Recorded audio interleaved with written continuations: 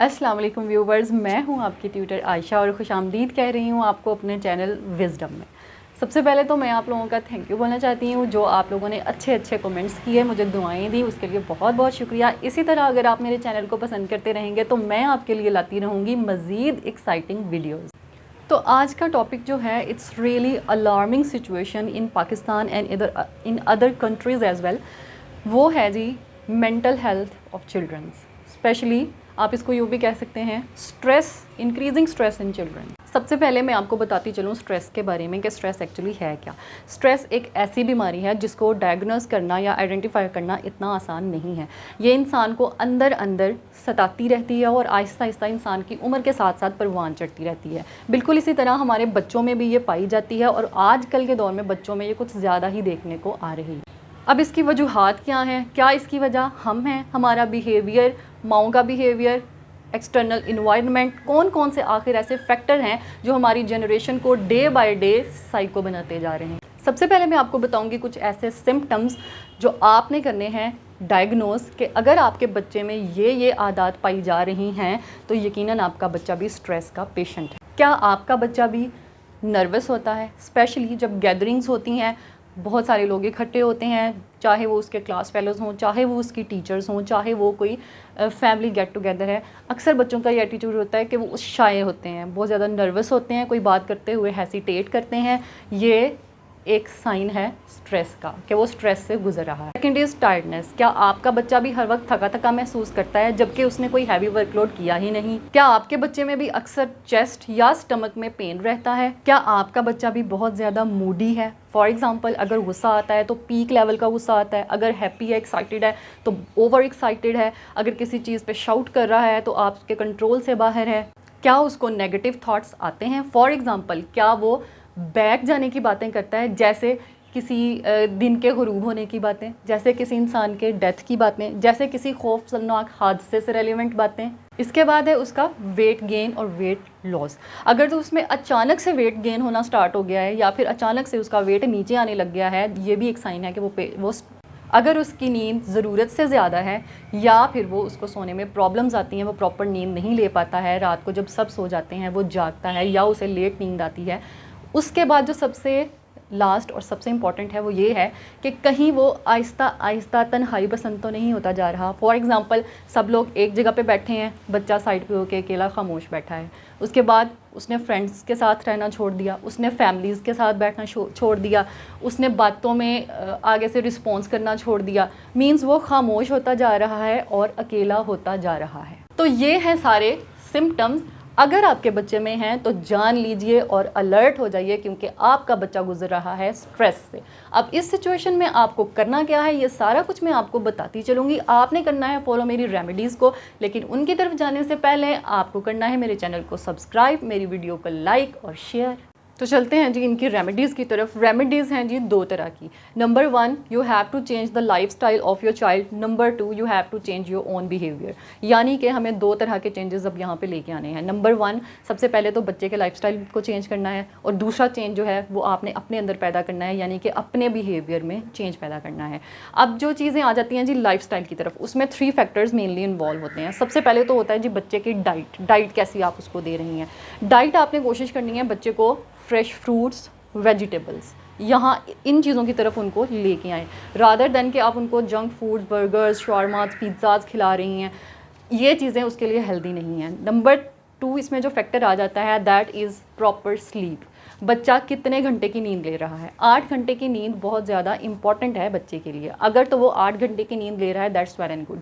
अगर वो नींद प्रॉपर नहीं ले पा रहा है तो काइंडली उसको पूरी नींद की तरफ लेके आएँ। नंबर 3 जो फैक्टर इसमें आ जाता है, दैट इज़ एक्सरसाइज। बहुत इंपॉर्टेंट फैक्टर है, क्योंकि आजकल के दौर में जो मोस्टली बच्चे कर रहे हैं क्या है जी, मोबाइल फ़ोन हाथ में पकड़े हुए वो बैठे हुए हैं। जबकि हमारे वक्तों में क्या हुआ करता था, क्रिकेट, वॉलीबॉल, प्ले ग्राउंड्स होते थे, हम लोग फिज़िकल एक्टिविटीज़ के थ्रू गेमिंग करते थे। लेकिन आजकल के बच्चे सोशल मीडिया के थ्रू गेमिंग करते हैं, जिसमें उनकी फ़िज़िकल एक्टिविटी बुरी तरह से मुतासर हो रही है। अब आते हैं जी उनकी तरफ कि आपने अपने अंदर कहाँ कहाँ चेंजेस लेके आनी है।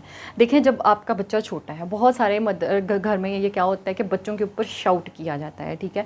Don't shout at your child, मतलब कभी भी अपने बच्चे पे शाउट ना करें। अब इसका नुकसान क्या होता है, देखें जब आप शाउट करते हैं ना, आपको ये लगता है कि आपने अपने बच्चे को होल्ड ऑन कर लिया, मीन्स उसके ऊपर आपने अपना कोई रोब क्रिएट कर लिया, हालांकि आपने अपना होल्ड खो दिया है। बच्चे को जब डांटा जाता है ना, तो उसकी खौफ की एक पीक होती है। जब हम मुसलसल उसे डांटते हैं, वो खौफ की एक पीक पे जाके उसके बाद वो खौफ ख़त्म हो जाता है। कहते हैं ना, जब ज़रूरत से ज़्यादा कोई चीज़ बढ़ती है तो फिर उसे मिटना होता है। बिल्कुल इसी तरह से बच्चों में खौफ और डर भी है। जब आप उसको अपना खौफ डालते हैं तो वो एक लेवल आता है कि उसके बाद फिर वो आपका खौफ उसके ऊपर ख़त्म हो जाता है। और ये इस तरह से भी नुकसानदेह हो सकता है कि देखें, जब आपने फॉर एग्ज़ाम्पल आपने जी उस खामोशी क्रिएट करवानी है, आप बच्चे को डांट के उसके ऊपर शाउट करके कह रहे हैं कि भाई खामोश हो जाओ, इस तरह आपने अपना मकसद पूरा करवाया। अब बच्चे ने लर्न करना है आपसे, उसने देखा है कि आपने अपना मकसद पूरा करने के लिए बच्चे को टॉर्चर किया है या शाउट किया है। इसी तरह जब वो बड़ा होता है, उसके अब लर्निंग में ये चीज़ बैठ गई है कि मैंने जब अपना मकसद पूरा करवाना है, मैंने शाउट करना है या फिर मैंने फिज़िकली टॉर्चर करना है किसी को। इस तरह वो क्रिमिनल एक्टिविटीज़ की तरफ जा सकते हैं, जिसका नुकसान बाद में उठाना पड़ता है। एक्चुअली होता क्या है कि इसमें उस बच्चे का कसूर नहीं है जो बाद में फिर फेस कर रहा होता है। इसकी इब्तिदा बहुत पहले कहीं आपने खुद कर दी हुई होती है।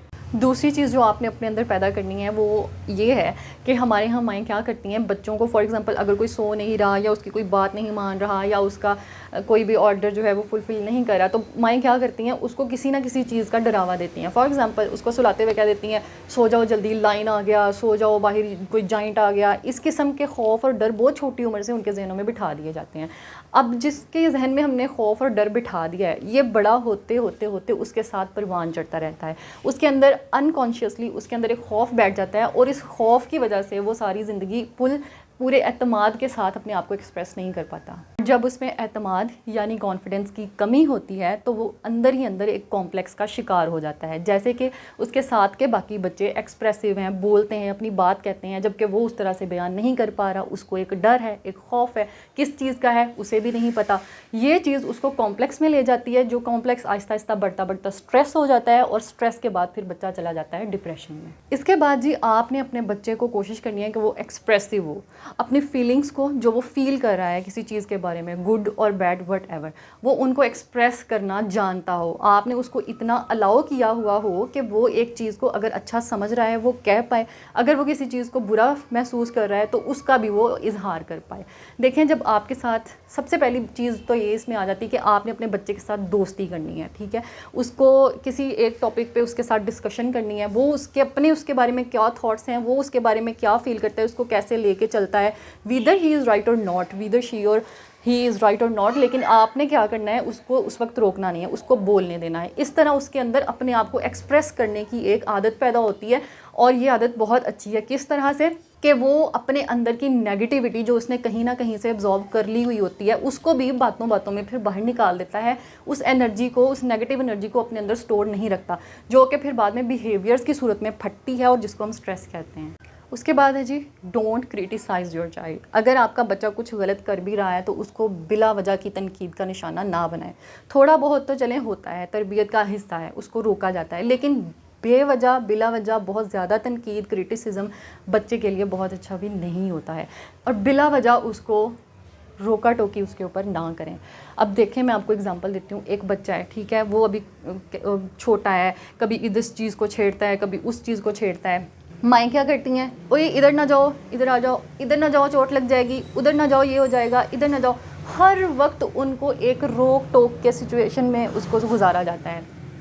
अब मैं अगर आपको कहूँ, आप ख़ुद को उस बच्चे की जगह पे रख के देखें। आप ये करने जाएं, आपको वहाँ से रोक दिया जाए, फिर आपके जहन में कुछ और आए, आप वो करने जाएं, वहाँ से भी रोक दिया जाए। आपको नहीं अपना आप थोड़ा सा चिड़चिड़ा सा महसूस होता? हम बच्चों को एक्चुअली खुद ही चिड़चिड़ा कर रहे हैं। ज़्यादा से ज़्यादा क्या होगा, अगर फॉर एग्जांपल बच्चा मिट्टी में खेल रहा है, वो आपको बुरा लग रहा है, ठीक है, आपको लग रहा है, हम जानते हैं उसमें बैक्टीरियाज हैं, बच्चे के लिए अच्छा नहीं है, बच्चा बीमार हो सकता है। अब देखें, इसके दो तरीके हैं, ठीक है। एक तरीका जो है जिसको मैं नेगेटिव बोलूँगी वो ये है, ओए मिट्टी में ना खेलो, उसको डांट डपट की जाती है, उसको रोका जाता है। जबकि दूसरा जो कि वाइज मेथड है वो ये है कि आपने उसको आहिस्ता आहिस्ता मिट्टी से हटाना है, ठीक है। इधर आपकी समझदारी मैटर करती है।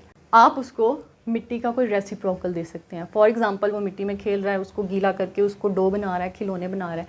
आपने क्या करना है, आपने उसके साथ बैठना है, उसको कहना है कि उसको इसका कोई रेसिप्रोकल देना है, उसका कोई अल्टरनेट देना है। आपने उसको जो डो बाज़ार से बनी हुई मिलती है, आपने वो देनी कि देखो भाई ये भी ऐसी, हम इसमें से भी पॉट्स बना सकते हैं, इसमें से भी टॉयज़ बना सकते हैं, उसको वो प्रैक्टिस करवानी है। उसके बाद आहिस्ता आहिस्ता आपने उसको रबड़ के टॉयज़ पे लेके आना है, उसके बाद आपने उसको कॉमन टॉयज़ पे ले आना है। इस तरह आपने अपना मकसद भी पूरा कर लिया, यानी कि उसको मिट्टी में से निकाल भी लिया और उसको पता भी नहीं चला है कि आपने उसको एक आदत से दूसरी आदत पे लाने पे मजबूर कर दिया है। Next is practice your child to be calm. देखें, ये जो आपने उसको प्रैक्टिस करवानी है कि वो काम और कूल रहे, ये सरासर आपने करवानी है, क्योंकि आपको देख के बच्चा हर तरह के एक्सप्रेशंस देता है। अब माएँ अक्सर घरों में बहुत ज़्यादा वर्कलोड होता है, प्रेशराइज होती हैं, कभी मूड कैसा है, कभी कैसा है, वो उसको जब एक्सप्रेस करती हैं, गुस्सा निकालती हैं, बच्चों के सामने जब चीखती हैं, चिल्लाती हैं, बच्चे उस चीज़ को बड़ा गौर से देख रहे होते हैं। बजाय इसके अगर आप बच्चे के सामने काम और कूल रिएक्शन देने की प्रैक्टिस करेंगी, वो आपको देखेगा, वो भी सिचुएशन को काम और कूल होके हैंडल करने का अहल हो सकेगा। अब जैसे मैं आपको एक एग्जांपल देती हूँ, बच्चे से जी टूटा है एक गिलास, ठीक है, आपके डिनर सेट की कोई प्लेट टूट गई है, कहने को तो चलें जी नुकसान है, लेकिन ये बहुत बड़े नुकसान से बेटर है। किस तरह? अब आप क्या करती हैं, बच्चे से गिलास टूटा है, आप उस पर शाउट कर रही हैं, उसको डांट रही हैं, उसने तो एक गिलास तोड़ा है, लेकिन आप एक शख्सियत तोड़ रही हैं। कोशिश करें कि जब आपके बच्चे से पहली दफ़ा कोई चीज़ गिरे, डोंट रिएक्ट, उसको सिंपली काम होके कहें इसको साइड पे कर दो या इसको मैं साफ़ कर देती हूँ। मतलब 2-3 दफ़ा उससे ऐसा हो और आप उस पर रिएक्ट करने की बजाय ठंडे होके उसको हैंडल करें, तो ये चीज़ वो लर्न कर लेगा, फिर वो अपने बिहेवियर में भी उसको पैदा करेगा। कभी भी किसी चीज़ पे परेशान होके, स्ट्रेसफुल होके चीज़ को हैंडल नहीं करेगा, बल्कि कूल और काम रहेगा। Give your child a chance to express skills. देखें, कुछ बच्चों में अपने ये खुदा की तरफ से हर बच्चे में डिफरेंट किस्म की सलाहियत जो होती है ना, वो गॉड गिफ्टेड होती हैं। फॉर एग्जांपल, कुछ बच्चे को पेंटिंग और आर्ट से बड़े दिलचस्पी होती है, कुछ बच्चे बैठे हैं अभी बिजली की पुरानी तारों को तोड़ते जोड़ते रहते हैं। अब अक्सर माएँ जो है ना, वो उनको इस चीज़ से रोकती हैं, जबकि ऐसा नहीं करना चाहिए। ये जो एक्चुअली चीज़ है ना, ये जो एक्टिविटी है, ये पेंटिंग, ड्राइंग, क्रिएटिविटी, आर्ट और ये जो तारों को तोड़ना जोड़ना, इस सारे में वो अपना जो जहन का, अपने अंदर का जो होता है स्ट्रेस, उसको निकाल रहे होते हैं। आप गौर कीजिएगा कि अक्सर पेंटर्स जो होते हैं वो बताते हैं कि जब हमने पेंटिंग करते हैं, हम जो फील कर रहे होते हैं उस वक्त हम रंगों में उसको एक्सप्रेस कर रहे होते हैं। यानी कि ये पेंटिंग और ये आर्ट ही आपके बच्चे की साइकी से बहुत ज़्यादा रिलेटेड है। इसको हल्का ना समझें। जब बच्चा पेंट कर रहा है, कुछ बना रहा है, आप गौर करें कि वो क्या बना रहा है। अगर तो वो बियर्ड्स, लाइन, किलर एनिमल्स, इस तरह की चीज़ें बना रहा है, तो वो स्ट्रेस के लेवल में उस वक्त, और उसको वो बनाने दें, क्योंकि जब वो बनाएगा, ड्रॉ करेगा, वो अपना स्ट्रेस रिलीज़ कर रहा है एक पेपर के through. Next is realistic expectations. आपकी अपने बच्चे से ज़रूरत से ज़्यादा एक्सपेक्टेशंस लगा लेना बच्चे को स्ट्रेस में ले जाता है। अब देखें, फॉर एग्ज़ाम्पल एक बच्चा है, ठीक है, आपने उसको वो जी 50% या 60% मार्क्स लेके आ रहा है।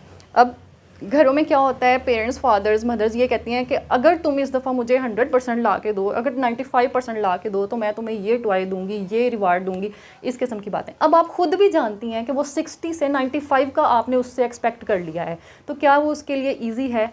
यकीनन वो उसके लिए इजी टास्क नहीं है। बजाय इसके कि वो 95 लेके आएगा, वो लाने की बजाय स्ट्रेस में चला जाएगा कि मेरे पेरेंट्स ने मुझसे ये एक्सपेक्ट कर लिया है, अब मैं पता नहीं इसको पूरा कर पाऊँगा, नहीं कर पाऊँगा।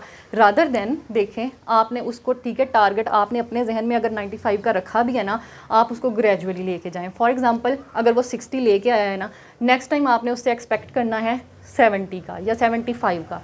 जब उसे इतना सा मिलेगा, ये उसके लिए पॉसिबल भी होगा और उसको गेन करने की ट्राई भी करेगा। जब वो इतना गेन कर लेगा, 75% ले आएगा, फिर आप उससे एक्सपेक्ट लगाएं 80% की। फिर जब वो 80 भी अचीव कर लेगा, फिर एक्सपेक्ट करें 90% मार्क्स। और उसके बाद है रिस्पेक्ट देयर फीलिंग्स। बिल्कुल सही, ये बहुत कम घरों में मैंने देखा है कि बच्चे की फीलिंग्स को रिस्पेक्ट देना बहुत कम घरों में होता है। कैसे?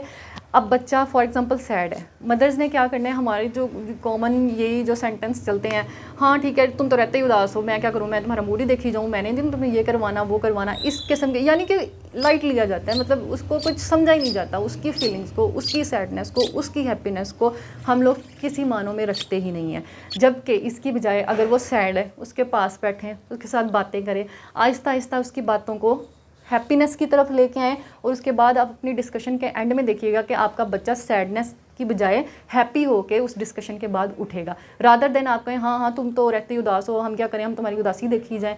ये सेंटेंस उसके लिए अच्छे नहीं हैं। और एंड में मैं कुछ बातें स्पेशली पेरेंट्स से करना चाहती हूँ कि भाई देखें, जो नेमत अल्लाह करीम ने आपको दी है आपकी औलाद की शक्ल में, आपके हाथ में उनका पूरा मुस्तकबिल है। आप अपनी लाइफ को अगर लेके चलना है तो prophet peace be upon him उनकी एग्जांपल देखें। क्या उन्होंने अपने से छोटों को, अपने बच्चों को, अपनी आल को कभी डांटा, कभी क्रिटिसाइज़ किया, कभी किसी बात पे रोक टोक की? यकीनन नहीं। उसका रिज़ल्ट भी आपके सामने है। उनकी आल की फरमाबरदारी की एग्जांपल कहीं नहीं मिलती। तो अपने आप को काइंडली थोड़े से उनके लाहे अमल में ढालने की कोशिश करें। अपने अंदर नरम मिजाजी, तहम्मुल, बच्चों के लिए प्यार, उनको समझने की कोशिश ये पैदा करें। देखें, एक बच्चा अगर वो बच्चा है, ठीक है, आप उसको डांट रही हैं, स्ट्रेसफुल कर रही हैं, तो मेरे हिसाब से उस वक्त उस बच्चे से ज़्यादा मज़लूम और आपसे ज़्यादा जालिम कोई नहीं है कि वो अभी सीखने की एज में है और आपने उसको साइकोलॉजिकली उसको बीमार कर दिया है। तो लिहाजा आपने ऐसा नहीं करना, क्योंकि आप वो माएँ हैं जिन्होंने इस कौम को इकबाल के शाहीन देने हैं, ना कि ज़हनी मरीज़। आपका बच्चा फरमाबरदार या बागी आपके हाथ में।